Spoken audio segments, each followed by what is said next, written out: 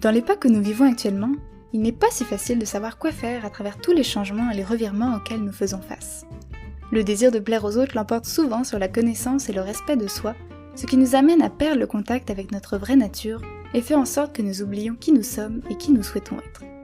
Lequel d'entre nous n'a jamais entendu ou prononcé l'une de ces phrases « Ah, je ne m'aime pas » ou « Quand je suis face à un échec, je me sens vraiment nulle » ou encore « Quand quelqu'un s'intéresse à moi, je me demande toujours pourquoi ». Malheureusement, ces affirmations font partie de notre quotidien et témoignent d'un mal répandu, une mauvaise estime de soi. Heureusement, à travers l'astuce S'accepter, nous verrons comment, en apprenant à reconnaître ses forces, ses limites et exprimer ses besoins, nous pouvons mieux nous estimer. Je m'appelle Pauline Laverne, bienvenue dans C'est dans ta tête, le podcast de Santé mentale Québec Chaudière-Appalaches qui vous soutient et vous outille avec expertise et bienveillance dans l'élaboration d'une santé mentale florissante. Belle écoute!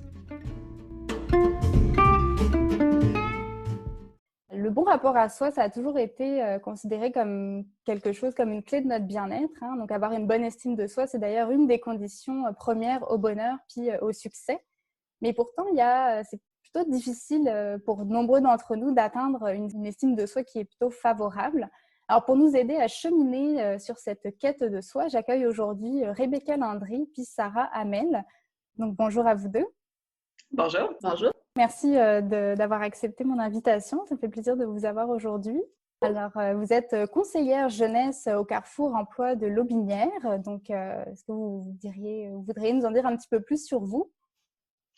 Alors, moi, dans le fond, mon programme, c'est principalement le plateau de travail. Alors, d'aider des jeunes entre 16 et 30 ans pour réintégrer ou se chercher, se découvrir afin d'avoir une meilleure intégration socio-professionnelle. C'est ça pour ma part. Donc, moi, pour ma part, mon mandat, c'est d'accompagner Rebecca dans son mandat de plateau de travail. Mais sinon, je m'occupe aussi de l'entrepreneuriat jeunesse, donc faire des projets d'entrepreneuriat dans les écoles secondaires. Sinon, je m'occupe aussi de faire des projets dans la communauté et tout. Fait que je suis aussi conseillère en développement de projet et conseillère jeunesse. Très intéressant, c'est très complémentaire, là. Puis justement, j'aimais ça vous inviter parce que vous êtes très au fait du vécu des jeunes ou même des adultes là, en général. Donc, je pense que vous êtes des bonnes personnes pour pouvoir parler d'estime de soi. Donc, justement, est-ce que vous pourriez déjà commencer par nous définir un petit peu qu'est-ce que c'est ce concept? Sans aller dans le concept que ça ne va pas prendre 3 pages à dire, je vais avec une évaluation dans le fond, l'estime de soi, c'est une évaluation, c'est une estimation entre qui tu es et ton idéal. Alors, c'est souvent, on a de la misère à avoir une bonne estime parce qu'on se voit notre idéal peut-être très, très loin de qu'est-ce qu'on veut être. Alors, par exemple, si dans tes valeurs, c'est tu veux être en santé, si tu ne t'entraînes pas, tu ne bouges pas, ça se peut que ton estime soit moins bon que si tu t'en vas au gym ou si tu suis justement ton idéal. Mm-hmm. Donc, finalement, c'est plutôt qu'est-ce que je pense de moi, comment je me sens avec ces pensées, puis qu'est-ce que je fais de ma vie avec tout ça sans me mettre des attentes trop hautes, là. Puis justement, à travers toutes ces interrogations sur nous-mêmes, on se cherche un petit peu, puis on devrait être la personne la mieux placée pour se voir comme on est, mais pourtant, on est souvent insatisfaisant de notre quête d'estime de soi. Alors, comment est-ce qu'on fait pour s'estimer? Puis pourquoi ça paraît si difficile de le faire? En fait, pourquoi c'est si difficile de s'estimer? C'est qu'on doit être complètement en paix avec nous-mêmes. Donc, ça, c'est quelque chose qu'on a de la difficulté à acquérir, puis ça prend du temps. Donc, en fait, je vous ai sorti 8 petits conseils pour vous estimer davantage. Fait que le premier conseil que je pourrais vous donner, c'est d'accepter de ne pas être parfait. Donc, c'est dur parfois d'accepter qu'on fait des erreurs, puis qu'on n'est pas à la hauteur toujours des attentes des autres et de nos attentes personnelles aussi. Mais il faut accepter que personne ne l'est. Puis c'est vraiment nécessaire à notre bonheur et à notre épanouissement personnel d'en prendre conscience. Donc, il faut éviter aussi de se déresponsabiliser. Puis c'est essentiel d'assumer nos fautes puis de ne pas les projeter en culpabilisant les autres. Puis, il ne faut pas se mettre non plus dans le rôle de la victime parce que ça n'aide pas vraiment à l'acceptation de soi. Au contraire, ça nous maintient plutôt même sur place. Mm-hmm. Ça serait mon premier conseil que j'aurais à vous donner. Sinon, comme deuxième conseil, ça serait de cultiver l'affirmation de soi. Donc, faut se rappeler qu'on a tout le droit de nommer nos besoins essentiels, d'agir en fonction de nos limites. On a le droit de dire oui ou non à une demande. On peut aussi donner notre opinion, même si ce n'est pas la même opinion que tout le monde aussi. Puis, tout le monde a le droit au respect de façon égalitaire. Donc, ce qu'il faut tenir compte pour bien s'affirmer, c'est vraiment de prendre le temps de recul pour analyser la situation. Puis, pendant ce temps de recul-là, il faut vraiment avoir une idée claire de ce qu'on veut dire à la personne. Puis, si jamais il y a un compromis aussi à faire pendant la discussion, bien, il faut savoir quoi répondre à la personne. Il faut être vraiment bien préparé. Il faut aussi que vous établissiez vos limites d'abord, parce que des fois, on peut se laisser influencer par ce que les autres vont nous dire. Fait en les établissant à la base, bien, ça va éviter qu'on les dépasse. Je vous dirais aussi que c'est important de parler au jeu. On dit souvent que le tu tue, mais c'est vrai, c'est vraiment à proscrire parce que si on parle au-dessus à la personne quand on veut s'affirmer, ça se peut que la personne se sente un petit peu attaquée ou elle va être réfractaire vraiment à ce qu'on va avoir à lui dire. Donc, il y a 4 grandes étapes à respecter dans l'affirmation de soi. La première étape, il faut nommer la situation qui nous dérange à la personne. Après ça, il faut lui dire comment on s'est senti, c'est quoi notre émotion face à la situation qu'on a vécue. On peut aussi justifier pourquoi on a cette émotion-là, mais ce n'est pas une obligation non plus. Puis ensuite de ça, il faut nommer les attentes. Qu'est-ce que vous attendez de la personne à l'avenir? Donc, c'est ça. Puis aussi, je vous dirais de faire vraiment attention à votre non-verbal, parce qu'on dit souvent que le non-verbal parle beaucoup plus que les mots qui sortent de notre bouche, puis c'est vrai. Donc, il faut faire attention à notre énergie, à notre posture, à la voix aussi qu'on a, parce que le message ne sera pas perçu de la même façon que ce qu'on veut vraiment laisser entendre. Ensuite, en 3e point, je vais faire taire son jugement intérieur. Ça nous est tout déjà arrivé de se dire « Ah, je suis nulle, j'y arriverai pas ». C'est des petites phrases qu'on peut se dire constamment sans s'en rendre compte nécessairement, mais ça nous diminue toujours progressivement. Donc, c'est vraiment important de faire attention à notre discours intérieur. Puis, il faut être en mesure aussi de détecter toutes les petites perceptions négatives qu'on se dit inconsciemment, souvent, puis les transformer en pensées qui sont plus conscientes et constructives, qu'on peut après ça corriger. Puis, le fait de venir contrebalancer nos pensées autocritiques en pensées rationnelles, c'est beaucoup plus avantageux. Puis, aussi, moi, j'utilise beaucoup les trois passoires de Socrate. Fait que je me dis souvent, si je prends un exemple, je me dis, je suis nulle. Est-ce que c'est vrai que je suis nulle dans tout ce que je fais? Non, c'est pas vrai que je suis nulle dans absolument tout ce que je fais. Est-ce que c'est utile de me dire que je suis nulle? Non, vraiment pas. Est-ce que ça me procure un bien-être? Est-ce que c'est gentil de me dire ça? Ben là, si la réponse est encore non, ben ça veut dire que vous n'êtes vraiment pas sur la bonne voie pour vous estimer davantage. Au contraire, vous enfoncez plus qu'autre chose. Souvent, tu sais, qu'est-ce qu'on dit? C'est lâcher prise dans tout ça. Là. Sinon, on se détériore soi-même. Exactement. Ouais, un gros lâcher prise là-dessus, c'est vraiment, vraiment, vraiment important. Sinon, en 4e point, oser dire non. Tu sais, le fait de dire non, c'est pas parce qu'on n'a pas envie de le faire, c'est plutôt parce que c'est plutôt une façon de maintenir et de protéger son estime de soi en privilégiant ses propres besoins, en privilégiant son énergie, son temps, son argent aussi, à des activités qui vont vous paraître comme plus importantes pour vous. Donc, à l'inverse, dire oui à contre-cœur, ça va provoquer des frustrations. Puis, ça peut faire en sorte aussi que vous n'allez pas nécessairement vous forcer à faire la tâche que vous voulez faire parce que vous n'avez pas envie de la faire. Puis, il faut faire aussi attention à... en fait, si vous voulez vous déculpabiliser, parce que c'est dur de dire non, on ne se le cachera pas. Si vous avez envie de vous déculpabiliser et atténuer un petit peu la réaction de l'autre personne, vous pouvez faire des compromis avec lui, mais tant aussi longtemps que ça ne vient pas à l'encontre de vos besoins et de ce que vous avez vraiment envie de faire. Mais tu sais, on parle souvent de valeurs aussi là-dedans. Ou que, tu sais, si vos valeurs, c'est d'être avec les autres, ben c'est correct, tu sais, ça, tu vas les suivre. Mais tu sais, les valeurs vont être votre point que si vous dites, finalement, j'ai pas eu de fun, pourquoi? Ben là, ça se peut que ça soit à cause que ça a été à l'encontre de vos valeurs ou il y a des choses qui n'ont pas bien été ou vous n'avez pas été, vous n'êtes pas respecté alors que le respect est important pour vous, par exemple. Mm-hmm. Alors, les valeurs font vraiment partie d'une grosse estime, là. Il faut vraiment s'écouter, là. Exactement. Tu sais, si par exemple pour vous c'est difficile de dire non, ben vous pouvez commencer à dire non à un vendeur, mettons, qui est insistant au magasin. Tu sais, le vendeur, il n'a pas une très grande importance pour vous, fait que vous avez moins peur de déplaire, puis vous avez moins peur de perdre cette personne-là.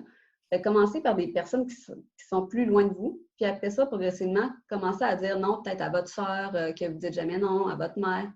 Ça va être plus facile pour vous après ça. Puis, j'aime bien la phrase aussi, quand on dit non à soi, bien, quand on dit non aux autres, c'est d'abord et avant tout à nous qu'on dit oui. Mm-hmm. Oui, c'est tellement vrai, oui. Ouais. C'est nous la personne la plus importante pour nous, donc il faut faire attention à ça. Parce que c'est vraiment en étant en accord avec soi-même que là, notre estime va augmenter, puis qu'on va être plus à même d'être bien aussi avec les autres, là, si on est bien avec soi-même. Oui, exactement. En 5e point, on retrouve accepter les critiques. Quand on a une basse estime, la critique, ça peut être facilement perçu comme un reproche, une attaque, puis comme quelque chose qu'on a fait de mal. Fait qu'inconsciemment, notre ego va être menacé, puis on a vraiment du mal à entendre ce qui est bon pour soi. Fait qu'on a tendance à la rejeter parce qu'on veut se protéger. Tout être humain veut se protéger contre le mal qui peut venir de l'extérieur. Fait c'est ça. Mais c'est important que ce soit des critiques constructives parce que c'est sûr qu'une critique, mais semble que tu disais dire tes lettres, c'est peut-être pas la bonne chose. Il faut essayer de comprendre qu'est-ce qui se cache derrière, là, le message. C'est ça, là. Le but, c'est d'évaluer pour être une meilleure personne, alors pour être plus proche de son idéal. Mm-hmm. Alors, c'est pour ça que des fois, il faut se réévaluer. C'est la meilleure chose qui est à faire, comme ça on grandit. Oui. Il faut vraiment se poser des questions en tout temps, en fait. Pourquoi qu'on fait les choses? Pourquoi qu'on se dit ça? En 6e point, on retrouve se donner des objectifs réalistes. Donc, ça garde vraiment notre motivation active de se donner des objectifs, puis on s'entend que sans but dans la vie, ben, on va faire du surplace. Donc, il faut avoir des rêves qui représentent notre idéal, justement comme Rebecca l'a dit, mais il faut que ça soit réaliste aussi. Il faut prendre en considération nos compétences vraiment réelles, notre énergie qu'on a aussi pour les autres personnes. Puis, il faut se rappeler que l'estime de soi, ça se nourrit d'action, puis de petites ou grandes réussites à tous les jours. Il faut vraiment reconnaître, en fait, nos réussites à tous les jours. On peut même se les nommer à toutes les fois, à tous les jours. Mais tu sais, on dit souvent qu'il faut manger un éléphant une bouchée à la fois. Alors ça, c'est une phrase que je dis souvent. Alors tu sais, c'est facile de se dire, OK, je vais avoir une meilleure confiance en moi. Mais comment que ça se fait? Comment qu'on le fait en petites étapes? Comment que tu peux le mesurer? Et tu sais, ça peut être juste dans la posture, ça peut être juste dans la manière de parler plus fort. Déjà là, ça peut être de quoi regarder dans le monde, dans les yeux. Écoute, il y a plusieurs petites actions, puis tu fais, hey, finalement, ma confiance en moi est meilleure à cause que j'ai fait ça. Tout à fait. Puis je dirais aussi de se fixer, quand tu parlais de se fixer des objectifs réalistes, c'est aussi pas forcément des gros objectifs qu'on est obligé de se fixer. Quand tu parles de rêve, c'est pas forcément avoir une grosse maison au bord du fleuve ou avoir une grosse voiture. Ça peut être juste des petites actions du quotidien, savoir dessiner ou s'acheter un vélo parce que tu adores ça, tu as envie de faire le tour du Québec en vélo. Donc, tu sais, ça peut être des petites choses et comme tu dis... chaque petite action du quotidien est finalement un petit objectif ou une petite victoire qui est important de célébrer, là. Il faut que ça soit des petits objectifs parce que c'est comme ça qu'on a envie de continuer, toujours avancer. Sinon, on reste sur place ou on va se démotiver. Le nombre de fois qu'il y a du monde qui voulait commencer à jogger, faire de la course, mais tu sais, tu commences pas du jour au lendemain à faire un 10 km. Là. Mais non. Il faut commencer à marcher, il faut commencer à jogger, faire des intervalles pour après ça, ce temps-là. Des baby steps. Oui, c'est ça. Sinon, en 7e point, on retrouve ne pas se comparer aux autres, bien sûr. Parce que la meilleure façon de se diminuer et de se sentir inférieur aux autres, c'est de se comparer aux autres. Donc, souvent, ceux ou celles qui ont une faible estime de soi vont avoir tendance à s'accrocher à un modèle, comme qu'on le faisait à l'adolescence. Puis ça servait un petit peu de sécurité.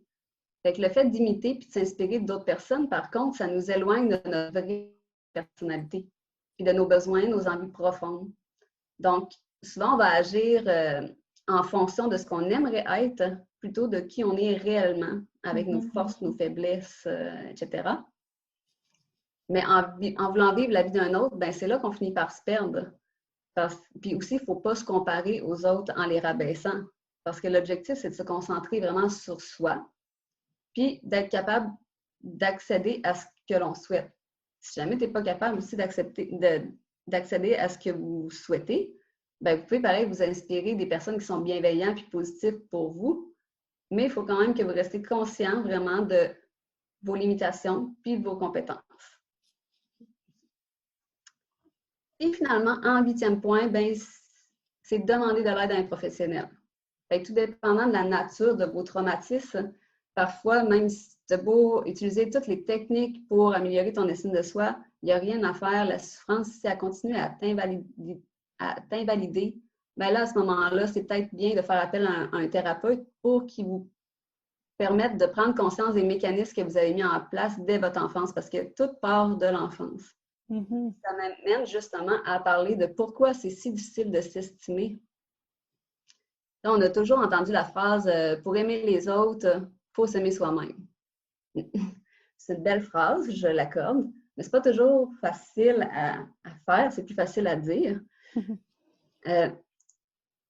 Mais il faut vraiment accepter nos erreurs, il faut accepter nos détours qu'on a faits, notre parcours de vie pour être en paix avec soi-même. Donc, souvent aussi, pourquoi c'est difficile de s'estimer? Bien, ça part, comme je disais, de l'enfance. Puis, généralement, l'enfant va se baser sur des faits qui ne sont pas nécessairement véridiques parce qu'en bas âge, l'enfant n'a pas vraiment les mêmes facultés de raisonnement qu'un adulte. Si je prends par exemple un petit gars qui va montrer son dessin à son père. Là, son père il est occupé, il est en vidéoconférence. Puis là, il dit « Plus tard, mon grand », puis il ferme la porte. Là, après ça, il dit « Je vais aller voir ma mère, je vais aller lui montrer mon dessin. Je suis fière de moi. » Là, sa mère a fait la vaisselle, elle n'y accorde absolument pas d'importance. Bien, si c'est quelque chose qui est récurrent puis que ça lui arrive toujours à chaque fois qu'il veut montrer quelque chose qu'il est fier, qu'on ne lui donne pas d'importance, qu'on ne lui donne pas d'attention, mais automatiquement, dans son cerveau d'enfant, ça se peut qu'il enregistre que quand il veut montrer quelque chose qu'il est fier, bien, on se fout de lui un peu en quelque sorte. Fait que ça se peut même qu'il le transmette dans sa vie adulte après ça. Donc, il faut que les gens importants pour lui reconnaissent sa valeur finalement par des réactions positives, en lui montrant de l'importance puis de la reconnaissance, pour que l'enfant puisse se forger une image qui est plutôt positive de lui-même. Parce que justement, il n'a pas la même faculté qu'un adulte, puis lui, il va avoir tendance à croire que il va le généraliser, dans le fond, dans sa vie future, sans s'en rendre compte. Fait que c'est vraiment important aussitôt que tu t'en aperçois, OK, ça, c'est une fausse croyance qui appartient à ma jeunesse. Ça n'appartient plus au quotidien maintenant. Maintenant, je suis grand. Je le sais que ça n'a plus rapport, mais il faut que tu le travailles vraiment par-dessus tout. Puis c'est surtout comment on fait pour reconnaître ces émotions-là ou voir que c'est pas ça. C'est souvent que ça n'a pas de sens comment tu réagis comparativement à quelqu'un de normal. Alors dire, voyons, il me semble que la personne, elle regardait son cellulaire, puis elle ne m'a pas entendu lui demander. Et là, si vous réagissez, vous pleurez, vous réagissez, vous avez une rage, ça vient plus fort que de la colère ou de la tristesse, tout ça. Alors, c'est là qu'on peut faire « OK, j'ai de quoi qui est plus loin. Il y a de quoi qui est à dénouer. » Mais justement, c'est un peu difficile dans l'époque à laquelle on vit actuellement. On a l'impression que ça a beaucoup plus d'impact sur l'état des gens. On observe une augmentation du nombre de burn-out, de dépression, en particulier chez les jeunes de 15-24 ans. Comme s'il y avait un mal-être assez général là, dans cette quête de l'humain parfait là, dont on parlait, même si on sait que c'est pas bien de se comparer aux autres, d'avoir un idéal irréaliste. ça fait que la société nous pousse un peu à faire en sorte que l'humain doit briller dans toutes les sphères de sa vie. Là. Puis on sait que c'est pas possible. Là. Ce sera une job à temps partiel, là, en plus de tout ce qu'on a à faire autour. Donc, notre génération, là, c'est vraiment la première à composer avec une pression aussi importante que celle l'a été auparavant. Et donc, j'aimerais ça vous entendre. Pourquoi est-ce vous qui êtes justement au fait proche de jeunes là, qui sont en quête professionnelle, en quête de soi, pourquoi est-ce qu'on ressent plus que jamais un besoin de performer? Bien, la pression de performance puis l'estime de soi et tout ça vient de beaucoup de choses. Je te dirais que, tu sais, moi, j'aime bien le regarder dans la société, te parler de société. On a beaucoup de pression, puis je pense qu'on n'a pas toujours, on s'en rend pas toujours compte de la pression qu'on a. Alors, tu sais, je vais y aller simplement pour commencer avec le parcours qu'on a de vie. Alors, tu sais, je pense à mes grands-parents, tu sais, les baby boomers, où que ça va être. C'était facile dans ce temps-là, là. Ils se levaient, ils disaient, OK, je m'en vais faire mes études. Après ça, je me marie. Après ça, je vais avoir un travail. Je vais avoir la maison en même temps. Les enfants. Et je vais avoir ma retraite. Et un jour, je vais avoir des loisirs pendant ces retraites-là. C'était ça, le gabarit. Mm-hmm. Après ça, la génération X, alors sûrement, moi, c'est mes parents, alors ça dépend des âges de chacun, mais la génération X, dite sacrifiée, eux autres, ils l'ont eu dur à cause des baby boomers. Alors, ils étaient comme, tu fais ton possible, tu prends des formations, tu vas travailler. Pendant ce temps-là, tu vas avoir des enfants, peut-être plusieurs mariages ou plusieurs couples. Après ça, tu vas avoir des maisons. Si tu perds ta job, tu retournes en formation. Alors, ça a été très difficile. Alors, ça a comme tassé un peu l'idéal de « OK, j'ai la maison, j'ai les enfants, puis après ça, tu sais, tout l'idéal qu'on avait du baby boomer. Mm-hmm. Et nous autres, la génération plus Y et Z, on est plus dans un monde où que là, on peut tout faire en même temps. Mm-hmm. Alors, les loisirs, c'est super important. Le travail, c'est super important. On va faire des années sabbatiques, on va faire des voyages, on va faire de la formation. On va prendre toutes ces sphères-là et on va les mettre toutes les années de notre vie. Ça devient étourdissant, là. Ben oui, il faut être le meilleur dans tout. Mm-hmm. Alors, il y a une pression qui est peut-être 5 à 6 fois plus grande parce qu'on a 6 secteurs de plus à faire en même temps. C'est vrai. Alors ça fait vraiment une grosse influence. Alors, c'est très difficile. On ne peut pas retourner un peu dans notre traditionnel parce que c'est pas possible avec l'environnement qu'on a. Alors, puis on est du monde, que l'école est facile. Alors, de vouloir apprendre, ça fait partie de nos gènes. Mm-hmm. Alors, ça fait vraiment une grosse différence juste à cause de ça. Après ça, vas-y. Non, j'allais dire, puis c'est vrai que notre société, elle évolue tellement vite que même si il y a une génération entre chaque adaptation, c'est quand même rapide, là, juste une génération pour s'adapter, là, l'humain. Ben oui. Puis si on a le rêve encore de faire comme nos grands-parents, on va être déçus, là. Oui. C'est très difficile, là. Les jeunes d'aujourd'hui, ils pensent même pas à la retraite, des fois, on sait même pas si on en a une vraiment. Donc, c'est ça, tu peux pas reproduire ce que tes ancêtres ont vécu. Après ça, il y a eu un gros boom, vous allez rire parce que c'est exactement ça, mais un gros boom de cellulaire, médias sociaux, communication par image, qui n'était pas là avant.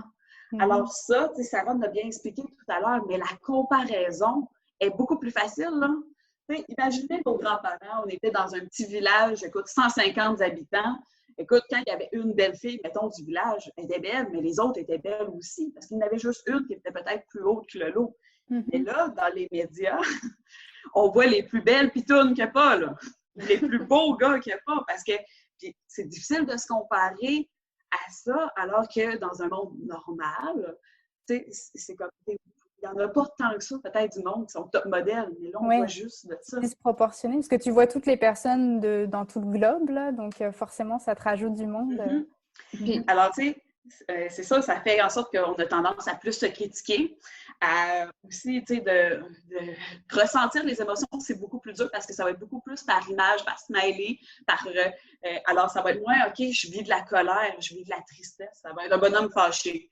Alors, ça aussi, ça fait une grosse différence. Et ça amène aussi beaucoup de stimulation. Le cellulaire n'est jamais tout seul. On n'a jamais vécu le fait d'être dans une tempête de neige, écoute, avec pas d'électricité, puis à juste dire, OK, je suis à chandelle et je joue à des jeux de société. C'est rare, là. Il faut vraiment des situations extrêmes. Puis même là, le LT là est là. Alors, il faut vraiment que tu n'aies plus de batterie, puis ça arrive. Mais sinon, tu es tout le temps avec du monde. Alors, être capable de se connaître, de ne pas se comparer aux autres, de choisir, OK, c'est ça mes valeurs, c'est ça que je veux faire, est très difficile. Ouais. Puis comment justement, Sarah, tu nous as donné 8 éléments là, qui nous permettent d'apprendre à mieux s'estimer puis d'être plus en accord avec soi-même et tout ça. Mais comment on peut apaiser un petit peu ces sentiments d'efficacité et de perfectionnisme pour pouvoir s'estimer plus justement là, et justement pas s'interférer avec tous ces éléments qui viennent de l'extérieur? Oui, ben en fait, moi, j'aime ça les conseils. Donc, je suis allée encore dans ce sens-là. J'ai trouvé 6 conseils pour vraiment diminuer le perfectionnisme. Parce que c'est vraiment malsain dans une vie. C'est correct d'être perfectionniste, on l'est tout à une certaine manière, mais quand ça vous invalide, par exemple, là, c'est rendu vraiment trop loin. Donc, mon premier conseil, ça serait de changer votre vision. Vraiment, tout d'abord, les perfectionnistes vont avoir tendance à avoir une vision qui est plus tout ou rien. C'est une vision qui est plus fermée, puis c'est vraiment autodestructeur pour eux, dans le fond, parce qu'ils ne donnent pas le droit à l'erreur. Donc, ils pensent que tout devrait être parfait à la hauteur de leurs attentes, à la hauteur des attentes de leurs proches. Mais des fois, ils oublient que les gens ont vécu tous des moments d'imperfection. Fait qu'il faut faire attention à ça. Puis il faut se dire aussi que, tu sais, il n'y a aucun entrepreneur qui a commencé à se lancer en affaires puis qui n'a pas fait d'erreur, qui ne s'est pas planté d'une certaine façon en commençant. Aussi, tu sais, un athlète, c'est sûr qu'ils ont du mal à s'entraîner aussi. C'est pas toujours facile, puis c'est pas toujours comme qu'il veut, mais c'est vraiment en se donnant le temps puis les chances de grandir à un rythme qui est raisonnable, qu'il va pouvoir accéder à ce qu'il souhaite. Parce qu'on n'est pas champion du jour au lendemain. Là. Ben non, c'est ça. Puis souvent, quand on a une vision tout ou rien, ce qu'on obtient, c'est plutôt rien ou rien.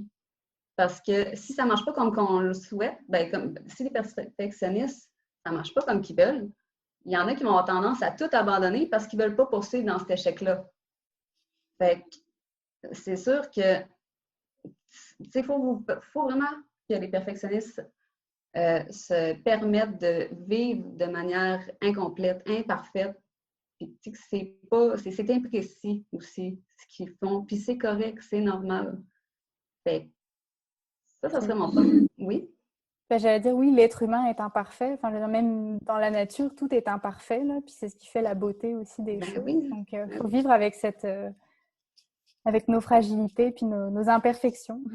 Ça serait plate, là, un monde tout le temps parfait. Mais c'est impossible aussi. Donc, mon deuxième conseil, ce serait d'être indulgent envers nous-mêmes puis de diminuer nos attentes personnelles. Donc, souvent, les perfectionnistes vont être vraiment soucieux du détail puis ils ont vraiment une très forte capacité à emmagasiner plusieurs informations. Mais par contre, le fait de toujours se fier aux petits détails, ça les empêche de passer à l'action, puis des fois, ça peut même amener à la procrastination. Puis ça fait en sorte que les perfectionnistes vont être submergés de travail parce qu'ils sont prêts à accepter tout, puis ils mettent tellement d'énergie dans des simples petites tâches du quotidien, parce que pour eux, tout est important, puis tout doit être bien fait.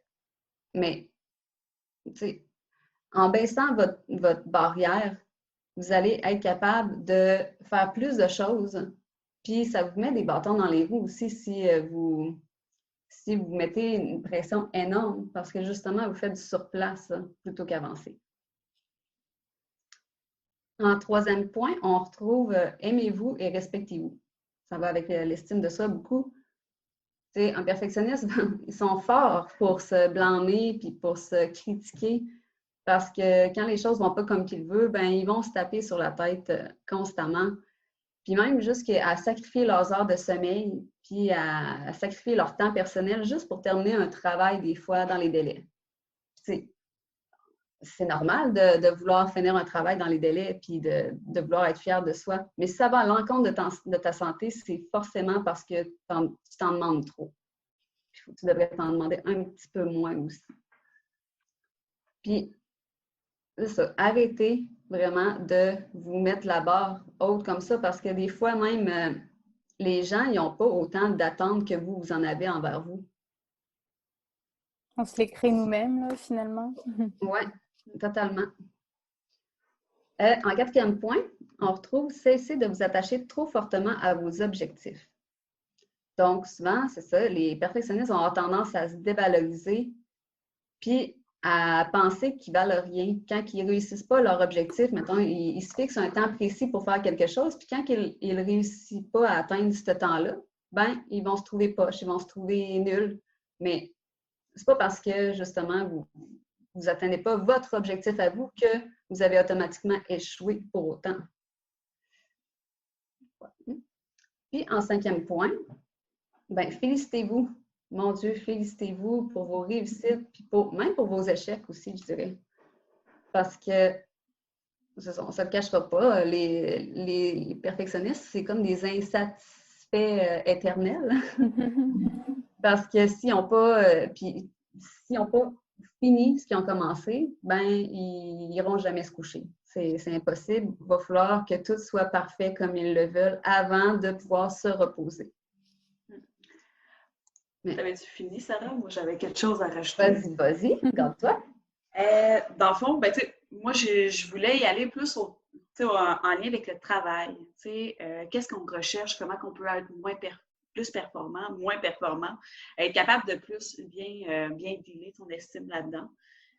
Moi, j'ai relié un sondage de Gallup qui a été fait justement avec nos générations, alors plus Y et Z, et qui disait que dans le fond, le but pour être satisfait de notre travail, peut-être pas aller dans l'outrance de performance, c'est de sortir de sa zone de confort, d'avoir un sens dans le travail que tu fais, d'être autonome, d'être flexible. Alors, si tu as ça, c'est sûr que ça va aller mieux. Puis, on est aussi dans une génération où que la vie professionnelle, c'est d'avoir un équilibre entre ses passions, entre sa vie familiale. Puis des fois, c'est peut-être pour ça qu'on a beaucoup plus de travailleurs autonomes qu'auparavant des entrepreneurs ou même des professionnels qui vont faire des temps partiels. Parce que notre sens n'est pas juste maintenant le travail. Alors, c'est quand même très intéressant de voir le changement. Mais oui, on s'accorde plus d'importance finalement à soi-même là, que ça l'était à l'époque, je dirais. Où avant, on faisait passer son travail, puis sa famille, puis on ne s'accordait pas forcément de temps pour soi, alors que là, ça change. Donc, on va plutôt dans le progrès, là, même si ça ne paraît pas, là, des fois, dans ce qu'on pourrait entendre. Il faut juste garder une bonne équilibre entre les deux. Il ne faut pas être trop juste famille puis travail ou juste travail puis famille. Vraiment, alors, entre les deux, c'est difficile, mais c'est possible, puis c'est ça qu'il faut qu'on trouve, en fait. Trouver le balancement entre les deux, puis entre tout ça, puis c'est ça. Savoir que ça prend du temps aussi pour se faire. Oui, exactement. Et justement, on a vu un petit peu, c'était quoi les différentes façons pour apprendre à s'estimer, puis c'était quoi les obstacles, on va dire, qui pouvaient aussi nous empêcher de le faire. Donc ça, c'est bien de savoir tout ça. Puis comment est-ce qu'on peut trouver le chemin qui mène à soi pour pouvoir mieux apprendre à se connaître, à se découvrir? C'est pas en restant assis dans ton sofa pendant des années que tu vas découvrir en quoi tu es bon, qu'est-ce que tu aimes dans la vie, puis c'est quoi tes talents. Donc justement, en quoi expérimenter des choses, ça permet de renforcer notre estime personnelle. Puis en quoi ça apporte des bienfaits là, sur le long terme? En fait, c'est sûr que sortir de sa zone de confort est la meilleure chose qu'on peut faire. Parce que, étant donné que, c'est comme ça qu'on commence, puis même depuis qu'on est jeune. Alors, être capable de marcher, être capable de réfléchir, de sortir, de dire « Hey, je suis pas à l'aise avec ça, mais je vais me rendre pour élargir justement ma zone de confort. » Et c'est ça le truc. Alors, d'essayer des choses peut-être qu'on fait « Hey, je suis pas sûre que je le ferais, mais c'est pas grave. » Pour justement être de plus en plus à l'aise, être capable de plus s'adapter. Puis découvrir, c'est une des meilleures choses à faire pour justement gérer un peu le stress et gérer tout ça. Alors, être critique peut-être aussi dans ce qu'on va chercher, mais d'aller chercher des conseils, d'aller expérimenter le plus possible dans ce que vous voulez. D'ailleurs, j'ai posé la question à mes participants présentement. Eux autres, qu'est-ce qu'ils font? C'est quoi leur astuce personnelle au quotidien pour leur estime, puis peut-être diminuer leur sentiment de performance? Alors, je vous les partage. Alors, en premier, j'ai eu s'occuper, prendre du temps pour soi. Alors, l'exemple que j'avais, c'était de se maquiller pour se faire plaisir ou faire un masque. Alors, tout dépendant, peut-être que c'est peut-être pas vos intérêts, mais c'est possible. C'est juste ça. Prendre 5 minutes pour soi, c'est déjà un minimum. Juste pour soi, pas de cellulaire, rien, juste pour toi. C'est un Pas de cadeau. pas de TV, rien, vraiment juste avec toi. Là. Au pire, prends-toi un chronomètre, je sais pas, mais arrange-toi pour avoir du temps. L'autre, c'est faire un journal de réussite. Alors, de regarder à tous les jours, qu'est-ce qui s'est passé de bien? Qu'est-ce que tu as réussi? Pour justement dire, hey, bravo! Parce que souvent, on le fait, puis on ne voit pas les résultats, on ne voit pas comme qu'est-ce qu'on a fait, qu'est-ce qu'on a atteint. Alors, être capable de se faire une tape dans le dos et dire, good job, tu as réussi. Ça, c'est important. Après ça, j'ai une autre personne elle m'a dit qu'elle se dit toujours des belles choses dans le miroir. Alors, c'est pas toujours facile. Le miroir est souvent le pire ennemi, surtout pour des perfectionnistes. Alors, juste se regarder, être capable juste de sourire à toi-même. Alors, vous montez les épaules quand tu le vois, être capable d'être fier, puis de regarder qu'est-ce que tu aimes. Ça peut faire toute une différence. Se faire un chin à soi-même dans le miroir, c'est gagnant. Ah oui? Ben oui. J'ai une autre participante qu'elle a marqué qu'elle mettait des post-it partout dans sa maison de pensées positives et de ses forces à elle, alors de ses qualités. Puis à toutes les fois qu'elle passe devant, elle les lit. Alors, ça fait en sorte qu'elle se rappelle des bonnes choses, alors qu'on a souvent tendance à regarder nos défauts. Puis ça permet d'alimenter positivement la petite voix à l'intérieur de nous qui a tendance plutôt à nous dévaloriser. Là, donc, C'est ça, changer nos perceptions. Parce que le but, c'est ça, c'est de transformer. Puis exactement, c'est le prochain. Là. Une autre de mes participantes, c'est de déconstruire les phrases méchantes qu'on se dit, puis les rendre positives. Alors souvent, moi, je dis que le défaut est une qualité, mais qu'on oublie d'aller la voir. Alors, si moi, je ne suis pas une fille patiente, par exemple, je suis très proactive parce que je me mets toujours en efficacité. Alors, si ça n'avance pas, je ne suis pas patiente. Alors, moi, je me dis, je suis proactive, alors que souvent, le monde me traite, mais non, mais moi, je ne suis pas patiente. Alors, ce n'est pas la même chose, mais c'est la même chose, c'est juste une question de perception. Le but, c'est vraiment de reprogrammer son cerveau, en fait. Parce que, tu sais, ça fait longtemps qu'on se dit des choses comme ça, puis c'est bien ancré, mettons. Fait que si on ne se met jamais en action pour changer ça, on va rester comme ça toute notre vie. Puis, tu sais, souvent, on va entendre des personnes âgées dire « je suis de même, puis je ne changerai pas ». Ben, c'est parce qu'il n'y a jamais déconstruit ces messages-là dans leur tête. Mais il n'y a pas d'âge.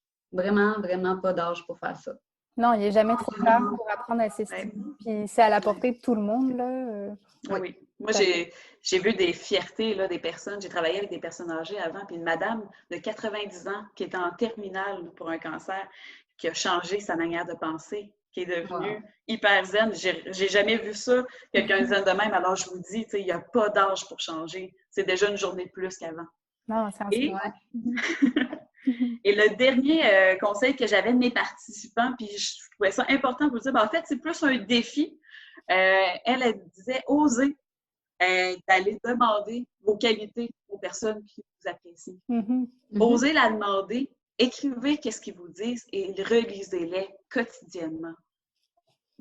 C'est vrai, parce que des fois, c'est plus...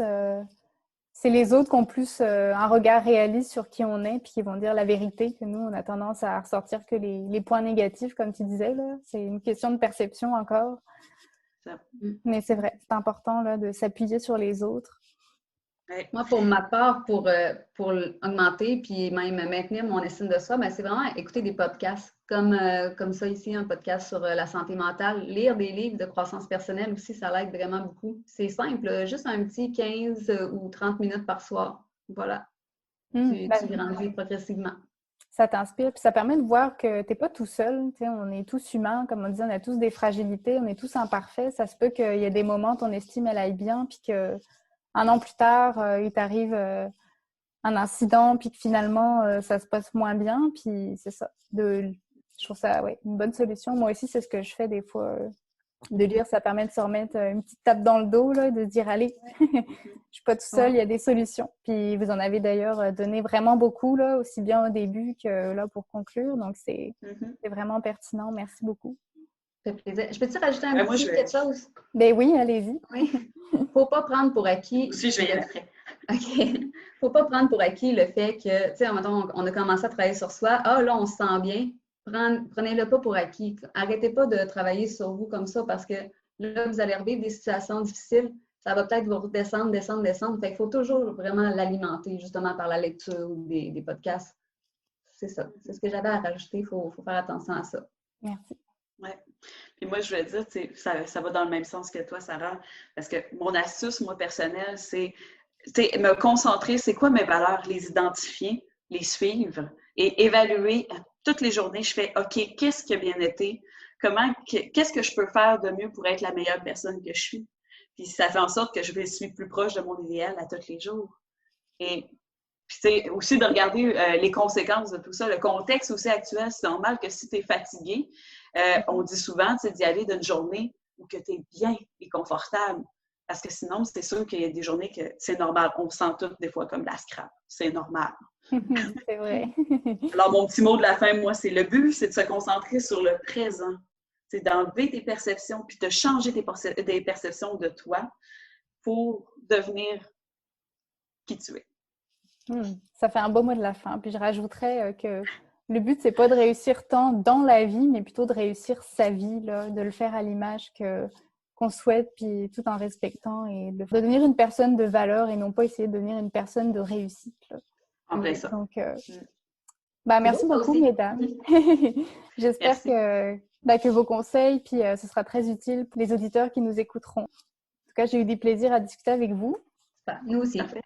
Bonne journée. Merci, bonne journée. Bye bye, bonne journée. Bye bye.